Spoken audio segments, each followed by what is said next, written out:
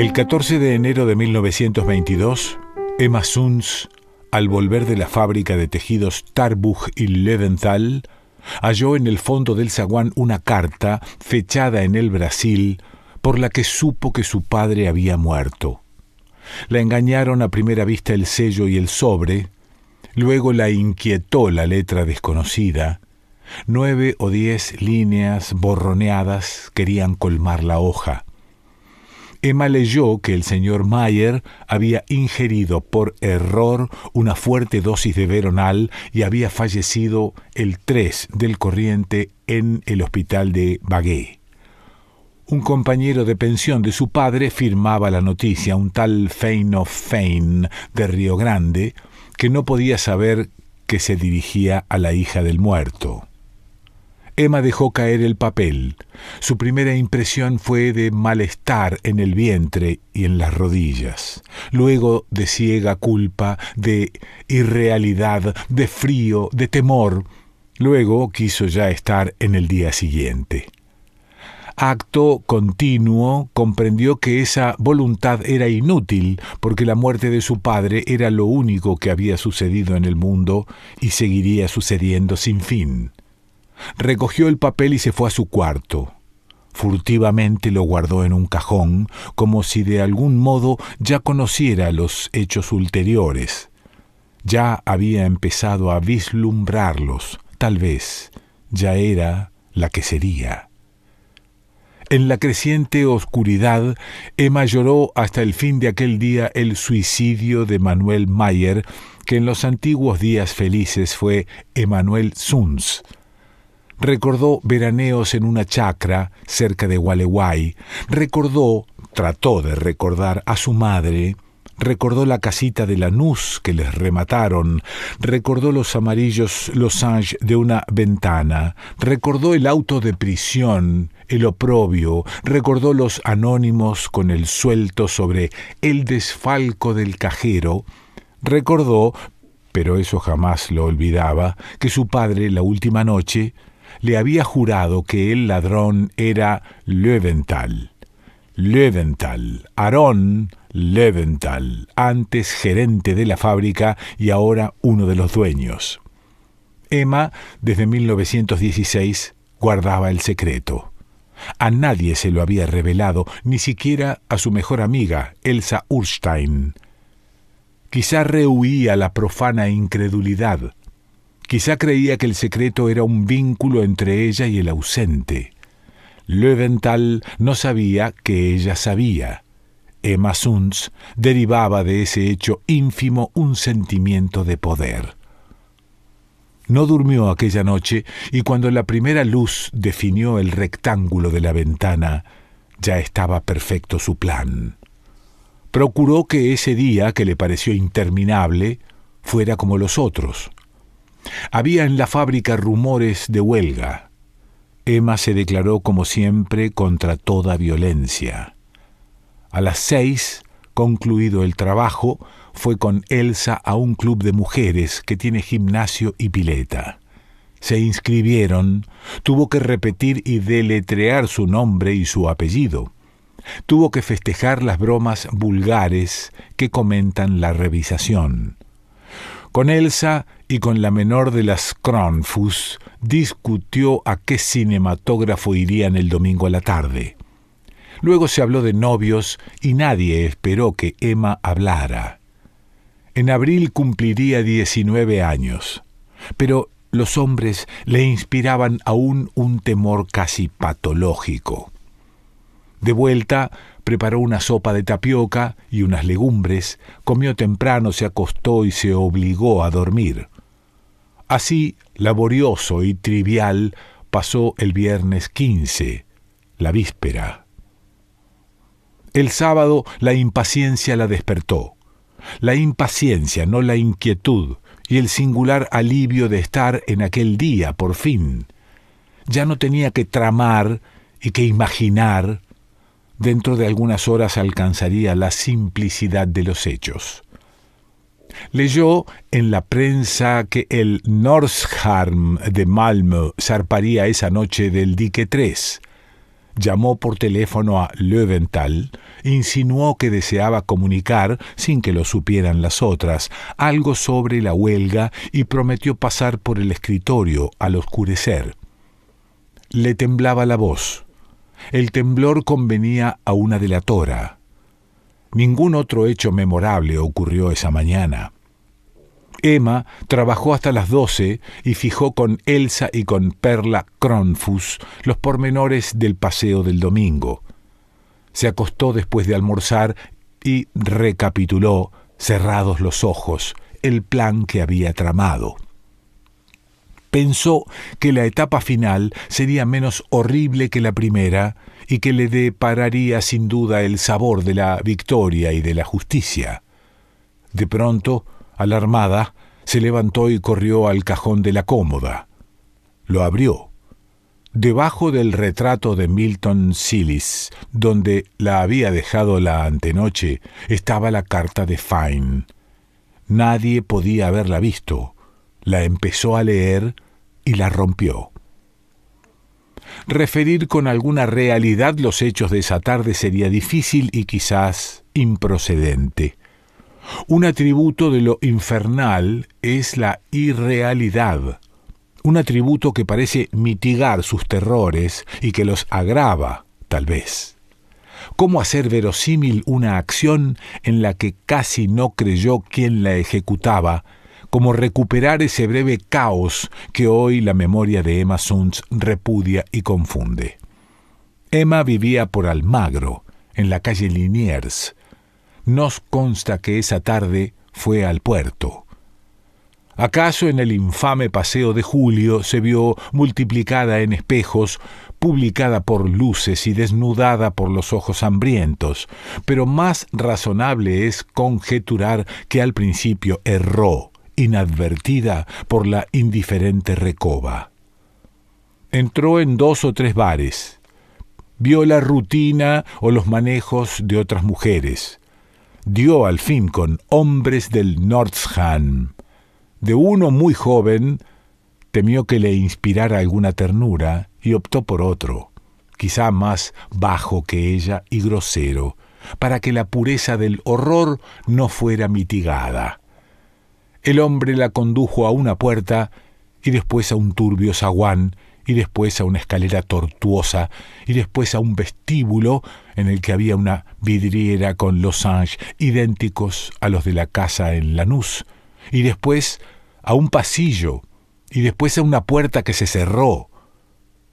Los hechos graves están fuera del tiempo, ya porque en ellos el pasado inmediato queda como tronchado del porvenir, ya porque no parecen consecutivas las partes que los forman.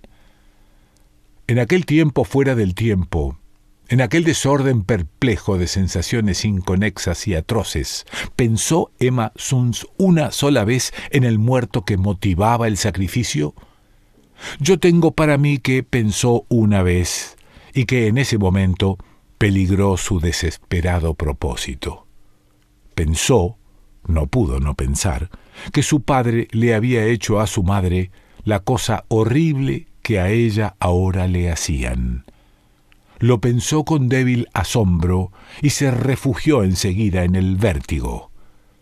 El hombre, sueco o finlandés, no hablaba español. Fue una herramienta para Emma como ésta lo fue para él, pero ella sirvió para el goce y él para la justicia. Cuando se quedó sola, Emma no abrió enseguida los ojos. En la mesa de luz estaba el dinero que había dejado el hombre. Emma se incorporó y lo rompió, como antes había roto la carta. Romper dinero es una impiedad, como tirar el pan. Emma se arrepintió apenas lo hizo. Un acto de soberbia, y en aquel día el temor se perdió en la tristeza de su cuerpo, en el asco. El asco y la tristeza la encadenaban, pero Emma lentamente se levantó y procedió a vestirse. En el cuarto no quedaban colores vivos. El último crepúsculo se agravaba.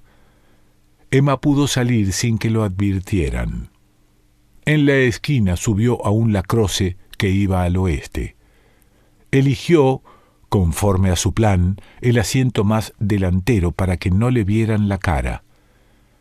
Quizá le confortó verificar en el insípido trajín de las calles que lo acaecido no había contaminado las cosas.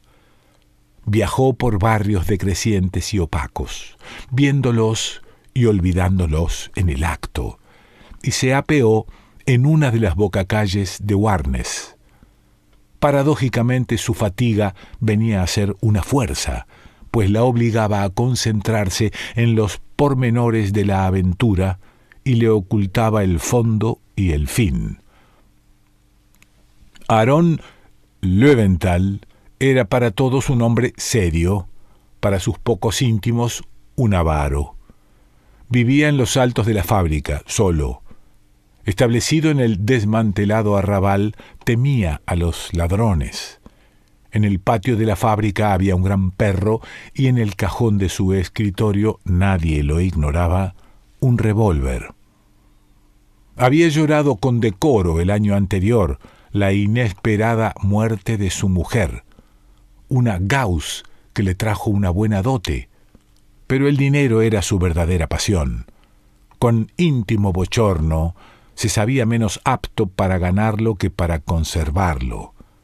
Era muy religioso, creía tener con el Señor un pacto secreto que lo eximía de obrar bien a trueque de oraciones y devociones. Calvo, corpulento, enlutado, de quevedos ahumados y barba rubia, esperaba de pie junto a la ventana el informe confidencial de la obrera Sunz. La vio empujar la verja que él había entornado a propósito y cruzar el patio sombrío. La vio hacer un pequeño rodeo cuando el perro atado ladró. Los labios de Emma se atareaban como los de quien reza en voz baja. Cansados, repetían la sentencia que el señor Löwenthal oiría antes de morir. Las cosas no ocurrieron como había previsto Emma Sunz. Desde la madrugada anterior, ella se había soñado muchas veces, dirigiendo el firme revólver, forzando al miserable a confesar la miserable culpa y exponiendo la intrépida estratagema que permitiría a la justicia de Dios triunfar de la justicia humana. No por temor, sino por ser un instrumento de la justicia, ella no quería ser castigada. Luego, un solo balazo en mitad del pecho rubricaría la suerte del Löwenthal. Pero las cosas no ocurrieron así. Ante Aaron Löwenthal, más que la urgencia de vengar a su padre, Emma sintió la de castigar el ultraje padecido por ello. No podía no matarlo después de esa minuciosa deshonra. Tampoco tenía tiempo que perder en teatralerías. Sentada, tímida, pidió excusas a Löwenthal, invocó, a fuer de delatora, las obligaciones de la lealtad, pronunció algunos nombres, dio a entender otros y se cortó como si la venciera el temor. Logró que Löwenthal saliera a buscar una copa de agua. Cuando éste, incrédulo de tales aspavientos pero indulgente, volvió del comedor, Emma ya había sacado del cajón el pesado revólver. Apretó el gatillo 2 veces. El considerable cuerpo se desplomó como si los estampidos y el humo lo hubieran roto. El vaso de agua se rompió. La cara la miró con asombro y cólera. La boca de la cara la injurió en español y en yiddish. Las malas palabras no cejaban. Emma tuvo que hacer fuego otra vez. En el patio, el perro encadenado rompió a ladrar y una efusión de brusca sangre manó de los labios obscenos y manchó la barba y la ropa. Emma inició la acusación que había preparado. «He vengado a mi padre y no me podrán castigar». Pero no la acabó, porque el señor Löwenthal ya había muerto. No supo nunca si alcanzó a comprender. Los ladridos tirantes le recordaron que no podía aún descansar. Desordenó el diván, desabrochó el saco del cadáver, le quitó los quevedos salpicados y los dejó sobre el fichero. Luego tomó el teléfono y repitió lo que tantas veces repetiría con esas y con otras palabras. Ha ocurrido una cosa que es increíble. El señor Löwenthal me hizo venir con el pretexto de la huelga. Abusó de mí. Lo maté. La historia era increíble, en efecto, pero se impuso a todos, porque sustancialmente era cierta. Verdadero era el tono de Emma Zunz, verdadero el pudor, verdadero el odio, verdadero también era el ultraje que había padecido. Solo eran falsas las circunstancias, la hora y uno o dos nombres propios. Jorge Luis Borges.